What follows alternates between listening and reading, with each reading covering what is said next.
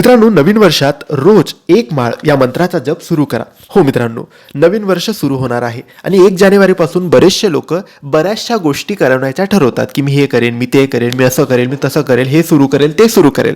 परंतु तुम्हाला दुसरं काही जमलं नाही तरी तुम्ही या मंत्राचा जप सकाळी किंवा संध्याकाळी 1 जानेवारीपासून सुरू करा. फक्त देवघरात बसायचं, माळ घ्यायची आणि या मंत्राचा जप करायचा. दुसरी कोणतीच सेवा तुम्ही केली नाही तरी चालेल, फक्त हा मंत्र जप तुम्ही करायचा आहे. हा स्वामींचा मंत्र जप आहे, ही स्वामींची सेवा आहे. महिला, पुरुष, शिकणारी मुलं कोणीही हे करू शकतात. जर तुम्ही काहीतरी नवीन करायचं ठरवलं असेल तर तुम्ही इथून सुरुवात करू शकतात.